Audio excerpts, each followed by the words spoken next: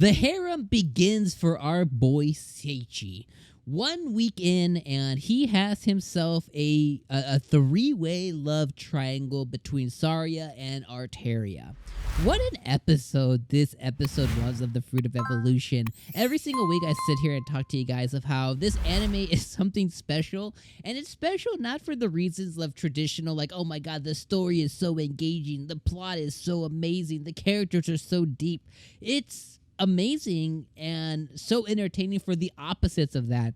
The plot is weak and thin. The characters are so atypical and obscene. The story is just this dude becoming obscenely OP and him complaining about how OP he is and just he wants to be a real boy again, and just like all of these different insane things that if I were to explain, fat boy becomes skinny boy, becomes OP, becomes best magic guy in the land, finds gorilla, falls in love with gorilla, gorilla turns into beautiful girl, he finds crazy girl with bad luck, turns her bad luck to good luck, gets harem. If I were to explain this to you in not so many words, you'd be like, that sounds like I don't want to watch that shit. You know what I mean? You'd be like, I don't want to watch that. But in actual in play, in actual watching it unfold, it's awesome. It's amazing. It's entertaining. It's so funny.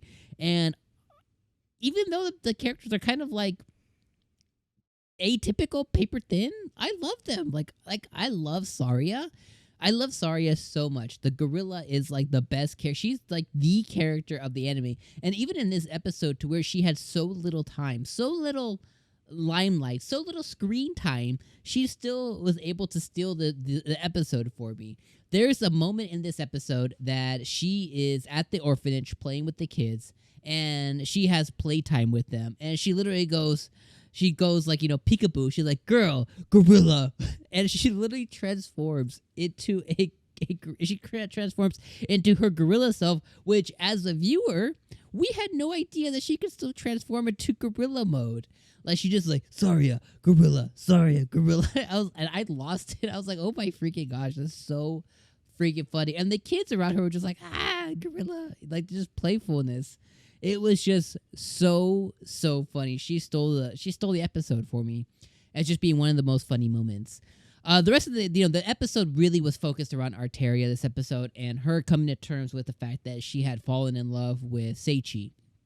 And she had never fallen in love before because she has just never had, outside of like maybe like her family who abandoned her as well, she's never had anybody like truly this close to her and really give a crap about her. And last week when Seichi not proposed, but in a sense proposed, he put a ring on it, he reversed her bad luck, and he let her know that he would care for her and be here and support her, and whatever she needs, like, he would be here for her. And he did that all with the support of Saria, and Saria knew what he went to go do. And she's never been in a position like that before. She's never had anybody like that before. So, even though again these characters are like this have this much plot, they have so much there because like I was really feeling for Altoria, and I love Altoria so much, right? Along with Saria now too. And because of that, she didn't know how to deal with that. She didn't know her feelings. She ran away. She saw Seichi this episode. She ran away again. And eventually, she was able to talk to a friend, and she was able to have a conversation and figure out that, yeah, she's in love, like deeply in love with Seichi. And she has to come to terms with, like, but Seichi has Saria already, and I can't really fall in love with somebody who is already in love with somebody else or who has somebody else. It's wrong. And after coming into grips with this, she's like, you know what? I don't care if it's wrong. Like, this is how I feel. I'm gonna tell him. And then her friend was like, hey, do you want me to tell you how you can keep him? And we immediately, I was like, oh no, what are you gonna have her do? So she goes to seek out Seichi and find him.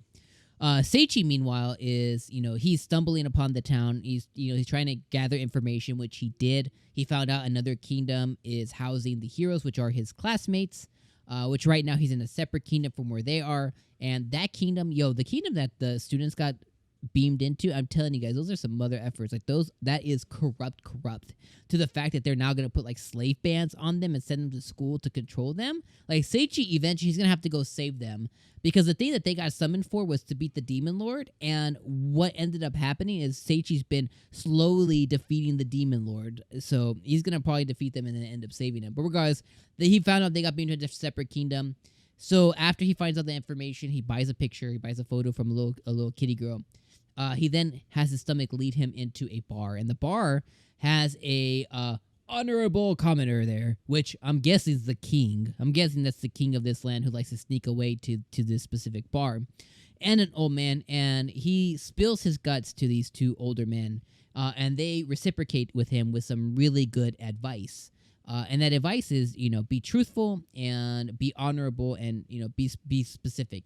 Do not lie to these women. Like, tell them exactly what you want, whether you effed up and you apologize or whether you accept their love, or in the terms of the honorable commoner, you spread your love and you love all of them and you accept them all.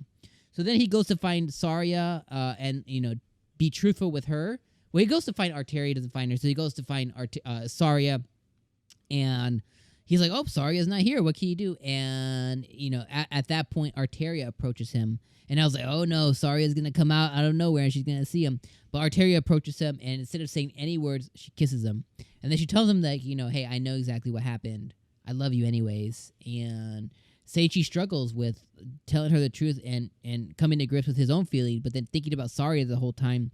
And before he can utter anything back to her, Saria comes out the woodworks, and she's like, and she lets him know, like, accept her love. And she tells him the way of the gorillas that, a alpha male is going to attract more females. Now she has to share her love. But she says that she loves Altoria, or Aru.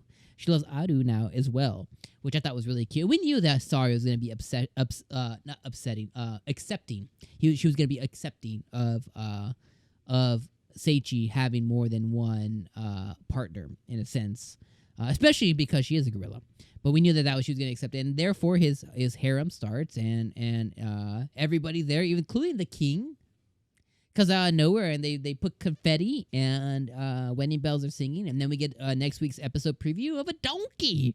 And I'll leave you guys on that. What a freaking fantastic episode! I love this anime. It does not disappoint. It's the best 6.5 out of 10 anime I've ever seen. The only one that is next to it would be How Not to Summon a Demon Lord, which is also in the same ballpark of crap that I love so much.